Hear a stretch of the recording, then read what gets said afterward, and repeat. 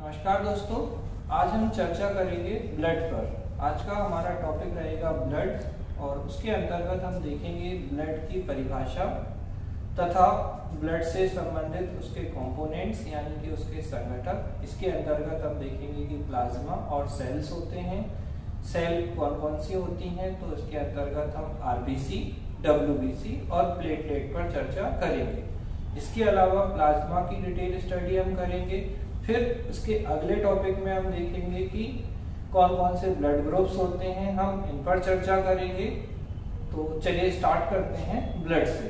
तो सबसे पहले हम बात करते हैं ब्लड की डेफिनेशन से कि ब्लड की डेफिनेशन क्या होती है। तो ब्लड की डेफिनेशन पर जब हम बात करेंगे, डेफिनेशन मतलब परिभाषा। रक्त एक तरल संयोजी ऊतक है जिसमें कोशिकाएं तथा प्लाज्मा होता है। रक्त एक तरल संयोजी ऊतक है जिसमें कोशिकाएं तथा प्लाज्मा होता है। Blood is a liquid connective tissue which consist of cells and plasma. तो यहां पर आप देख रहे होंगे कि blood equal to plasma plus cells. Plasma लगभग 55% होता है जबकि सेल्स जो है वो 45% होती है। सेल्स के अंतर्गत हम तीन प्रकार की कोशिकाओं को देखते हैं। पहली है आरबीसी, रेड ब्लड सेल्स नहीं होती है, ये रेड ब्लड कॉर्पसल्स होती है। तो आपको ध्यान रखना है, जबकि हम डब्ल्यूबीसी के लिए सेल का ही इस्तेमाल करेंगे तो व्हाइट ब्लड सेल्स और प्लेटलेट्स, लेकिन हम डब्ल्यूबीसी के लिए सेल शब्द का इस्तेमाल नहीं कर रहे हैं। उसका कारण है कि आरबीसी में केंद्रक या न्यूक्लियस अब्सेंट होता है, जिससे ये कंप्लीट सेल ना होके इसे हम सही शब्द कॉर्पसल्स इस्तेमाल करते हैं, यानी कि लाल रक्त कणिकाएं। क्या लिखेंगे हम यहाँ पर? Red blood corpuscles. तो ये आपको बहुत अच्छे से याद रखना है, ये कॉर्पसल्स हैं। बहुत सारी बुक में आपको सेल्स मिलेगा, लेकिन वास्तव में ये सेल ना होके कॉर्पसल्स हैं। और आप देखेंगे तो क्या लिखा होता है? लाल रक्त कणिकाएं।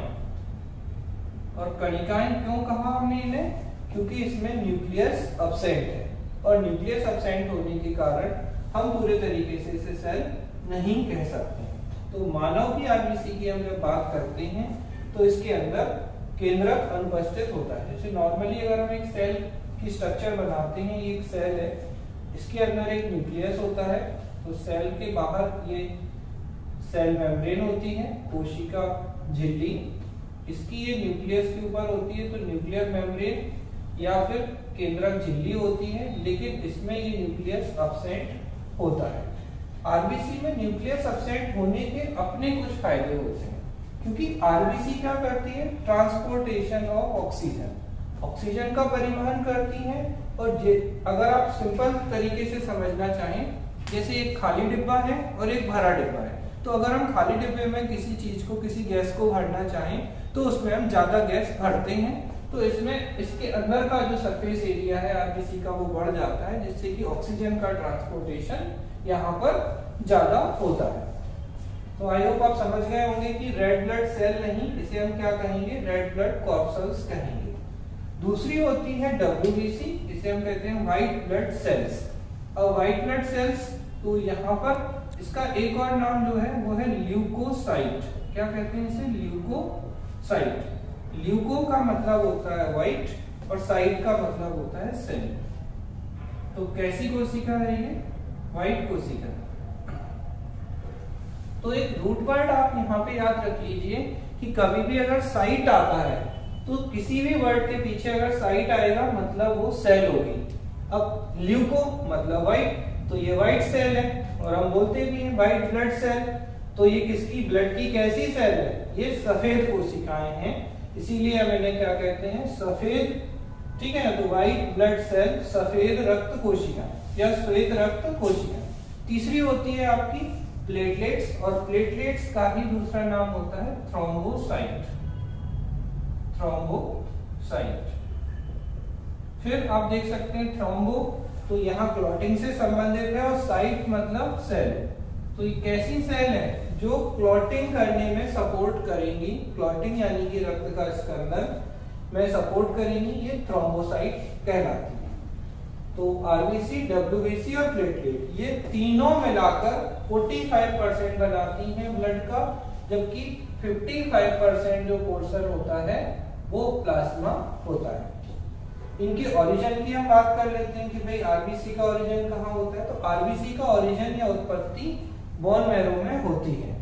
अगर हम एम्ब्रियो में देखें तो ये लिवर में होती है, लेकिन अगर हम वयस्क में देखते हैं तो ये बोन मैरो में होती है। और सामान्यतः बोन मैरो क्या है, तो कोई भी अगर हम बोन ले लेते हैं उसके अंदर जो कैविटी होती है, जो गुहा होती है, वो बोन मैरो कहलाती है। तो स्पेशली आरबीसी कहाँ पर बनेगी, बोन मैरो में बनेगी। इनकी हम बात करें तो ये लिम्फ नोड में बन सकती हैं, और ये प्लेटलेट जो है ये भी बोन मैरो में ही इनकी उत्पत्ति होती है। फिर हम आ जाते हैं इनके जीवन काल या लाइफ स्पैन पे। तो आरबीसी का जो जीवन काल होता है वो 120 डेज होता है, 120 दिन होता है, जबकि इनका 3 to 5 डेज थोड़ा वेरी करता है, ये अलग अलग तरीके से। इनका भी लगभग 3 to 5 डेज माना जाता है। संख्या की बात करें तो लगभग 5.5 million, 1 million equal to 10 lakh, यानी कि ये लगभग 50 से 55 लाख के आसपास होती हैं, जबकि इनकी जो रेंज है वो 4000 से 11,000 के बीच में होती है। यहाँ पर हम इनकी संख्या की बात करें तो 1.75 लाख से 4 लाख तक इनकी संख्या होती है। तो 1.75 लाख से 4 लाख तक प्लेटलेट की संख्या होती है। तो अगर आपसे कभी मुख्य परीक्षा में क्वेश्चन आता है कि आरबीसी पर लिखिए, तो आप कैसे बताएंगे आरबीसी क्या है? ब्लड की एक सेल है। कैसी सेल है? तो ये रेड ब्लड कॉर्पसल्स कहते हैं। इनकी उत्पत्ति कहाँ होती है? तो ओरिजिन बोन मैरो में होता है। इनका जीवन काल या लाइफ स्पैन कितनी है? 120 डेज है। कितनी होती है? तो 5.5 मिलियन होती है। अब एक क्वेश्चन पूछा जाता है कि ब्लड का लाल रंग किसके कारण है? तो अगर आपसे पूछा जाए कि ब्लड इसका रेड कलर किसके कारण होता है, तो आप कह सकते हैं आरबीसी के कारण। फिर नेक्स्ट क्वेश्चन पूछा जाता है आरबीसी का लाल रंग किसके कारण होता है? तो आपका आंसर होना चाहिए हीमोग्लोबिन। हीमोग्लोबिन एक पिगमेंट होता है जिसमें हीम और ग्लोबिन होता है। Haem plus globin. Globin protein होती है और हीम का मतलब है यहाँ पर आयरन, और आयरन भी किस अवस्था में होता है? फेरस। आयरन की 2 स्टेज होती हैं, एक फेरस होता है मतलब Fe+2, और एक होता है फेरिक यानी Fe+3। तो इसकी वैलेंसी होती है, तो फेरस स्टेज में होता है हीमोग्लोबिन में आयरन। और आयरन से आप एक और चीज देखिए, जैसे कि लाल मिट्टी का लाल रंग तो भी आयरन के कारण होता है। तो आयरन अगर होगा तो सामान्यतः हम लाल रंग से इसको आइडेंटिफाई कर सकते हैं। तो हीम प्लस ग्लोबिन से मिलकर क्या बन जाता है? ये हीमोग्लोबिन बन जाता है। ये पिगमेंट होता है। और ग्लोबिन क्या है यहाँ पर? तो ग्लोबिन जो है वो प्रोटीन होती है। तो आरबीसी का लाल रंग किसके कारण हो गया? Hb से रिप्रेजेंट करते हैं इसे, हीमोग्लोबिन के कारण। अब पूछें कि हीमोग्लोबिन का लाल रंग किसके कारण होता है? तो आयरन के कारण। तो इस तरीके से एक के बाद एक ब्लड का लाल रंग आरबीसी, आरबीसी का रेड कलर या लाल रंग हीमोग्लोबिन, और हीमोग्लोबिन का लाल रंग जो है वो हीम या फिर आयरन के कारण होता है। तो ये आपका ब्लड का कलर हो गया। किस तरीके से ब्लड का कलर होता है हमने आरबीसी देखी, और उसके बाद फिर हम आ जाते हैं डब्ल्यूबीसी।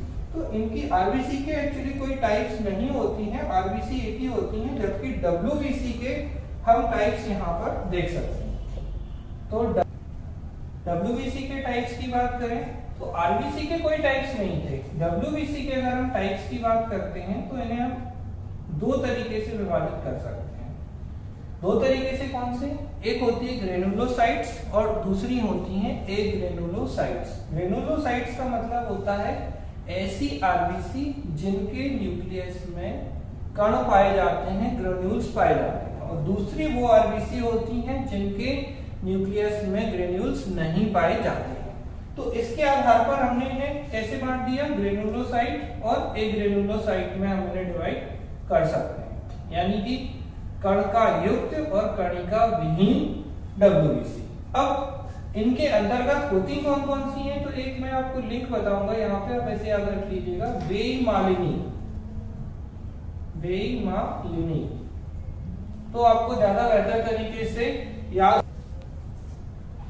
तो बेईमालिनी से आपको याद रखना है। बेईमालिनी का मतलब क्या है, बी से बीए यानी कि बेसोफिल, आपको याद बहुत आसानी से हो जाएगा।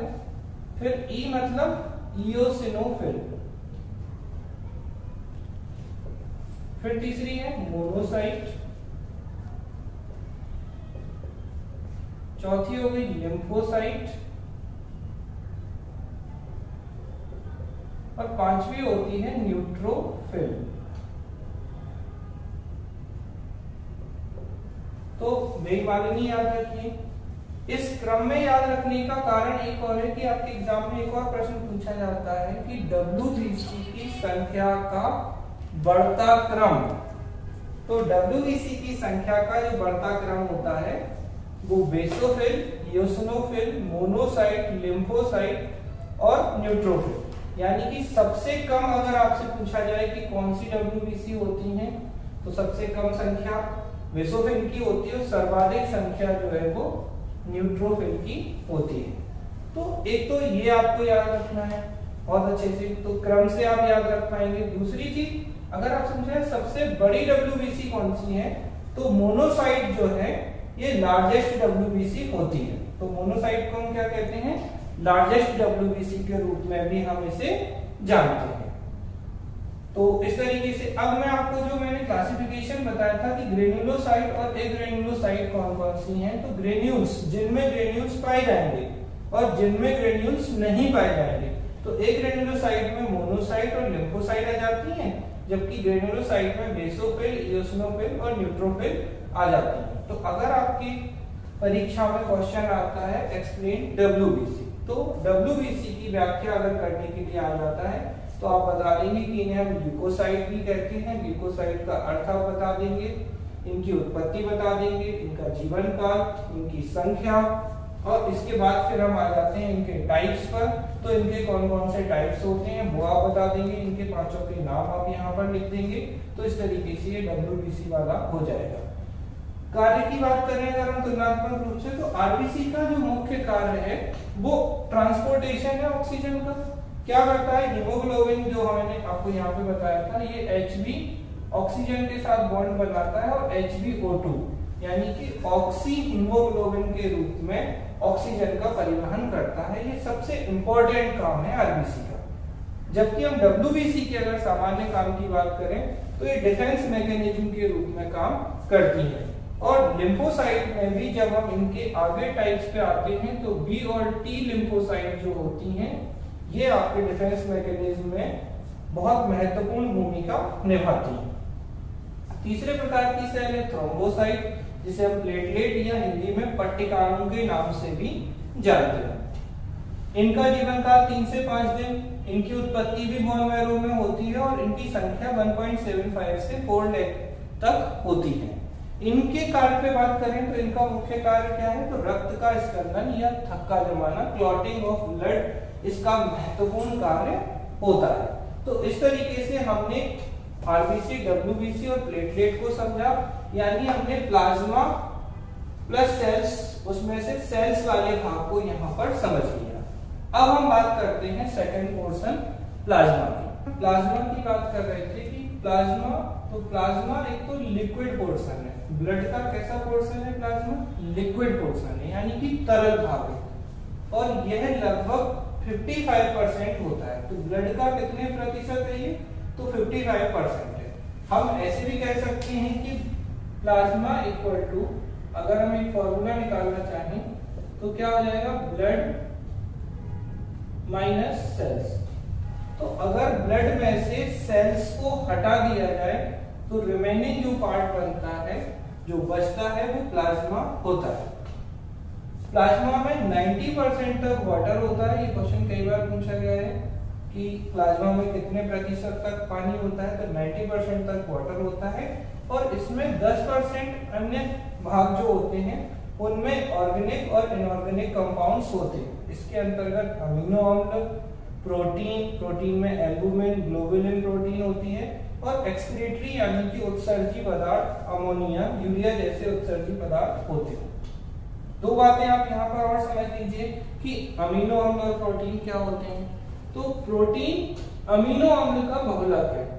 प्रोटीन क्या है? अमीनो अम्ल का बहुलक, यानी कि पॉलीमर ऑफ अमीनो एसिड की अगर हम बात करते हैं तो क्या कहलाती है? वो प्रोटीन कहलाती है।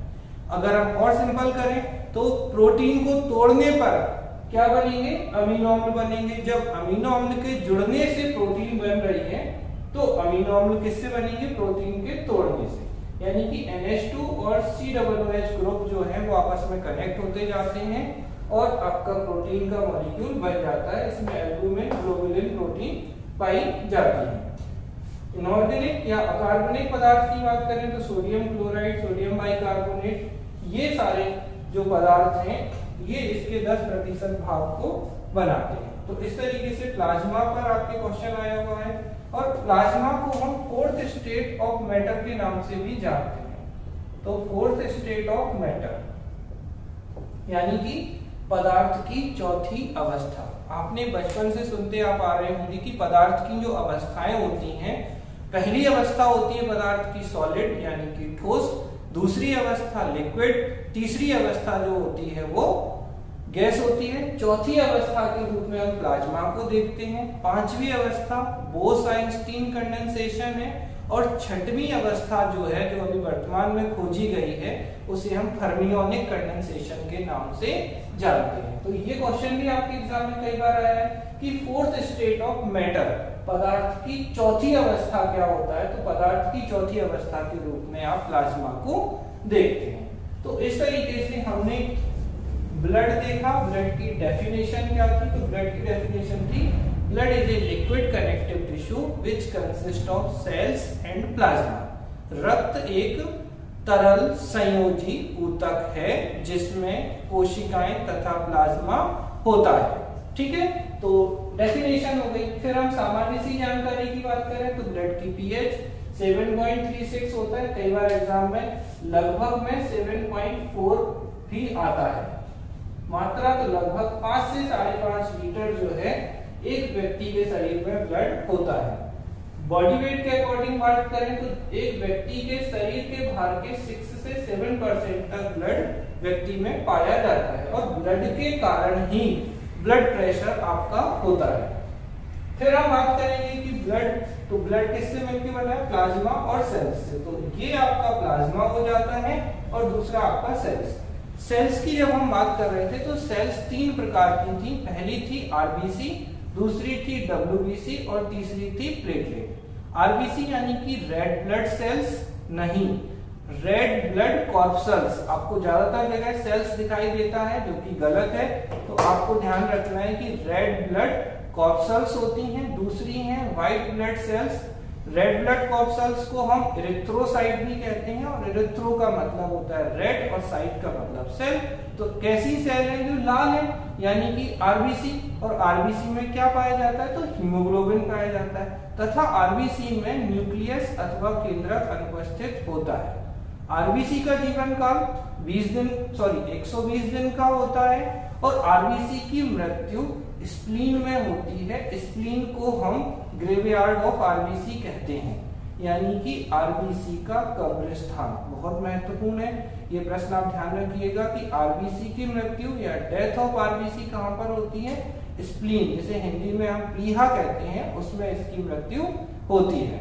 तो इस तरीके से हमने आरबीसी देखी। आरबीसी के बाद हम डब्ल्यूबीसी पर आते हैं। तो डब्ल्यूबीसी को हम क्या नाम दिया? तो ल्यूकोसाइट। ल्यूको का मतलब व्हाइट और साइट का मतलब सेल। तो इस तरीके से कैसी सेल है? व्हाइट सेल है। आपने एक शब्द सुना होगा ल्यूकेमिया। तो एक्चुअली ल्यूकेमिया क्या है? ब्लड कैंसर है। तो इसमें डब्ल्यूबीसी की संख्या बढ़ जाती है। फिर इनकी संख्या की बात करें तो 4000 से 11000 होती है इनकी संख्या। और इनकी उत्पत्ति कहाँ होती है? तो लिम्फ नोड में इनकी उत्पत्ति होती है। फिर इसके बाद हम नेक्स्ट आते हैं इनके टाइप्स पर। तो टाइप्स में मैंने आपको बताया था कि ग्रेन्युलोसाइट और एग्रेन्युलोसाइट में डिवाइड करते हैं। याद रखने के लिए आप बता सकते हैं 5। बेलमालिनी, तो बेसोफिल, इयोसिनोफिल, मोनोसाइट, लिम्फोसाइट और न्यूट्रोफिल। और इनमें सबसे बड़ी जो है वो मोनोसाइट होती है। अगर हम संख्या के हिसाब से देखें तो बेसोफिल सबसे कम होती हैं और न्यूट्रोफिल जो है वो सर्वाधिक होती है। तो इस तरीके से आपका हो जाता है WBC। फिर तीसरे आते हैं प्लेटलेट। प्लेटलेट को हम थ्रोम्बोसाइट के नाम से भी जानते हैं और इनकी जो जीवन काल है वो 3 से 5 दिन होता है। इनका निर्माण भी बोन मैरो में होता है और इनकी जो संख्या है वो 1.75 लाख से लेके 4 लाख तक होती है और इनका मुख्य कार्य ब्लड की क्लॉटिंग में होता है। इसके बाद हम नेक्स्ट चैप्टर में आपको बताएंगे कि ब्लड ग्रुप्स क्या होते हैं। तो कौन कौन से ब्लड ग्रुप होते हैं, RH ब्लड ग्रुप क्या होता है, blood group A, B, AB और O ब्लड ग्रुप क्या होते हैं, तथा बॉम्बे ब्लड ग्रुप क्या होता है। फिर किस तरीके से एक ब्लड ग्रुप को दूसरे ब्लड ग्रुप में हम ट्रांसफ्यूज कर सकते हैं, क्यों ब्लड ग्रुप O को हम यूनिवर्सल डोनर के रूप में जानते हैं जबकि ब्लड ग्रुप AB को हम यूनिवर्सल रिसेप्टर यानी कि सर्वग्राही के रूप में जानते हैं। तो इन सब बातों पर हम अपने नेक्स्ट लेक्चर में चर्चा करेंगे। Thank you very much.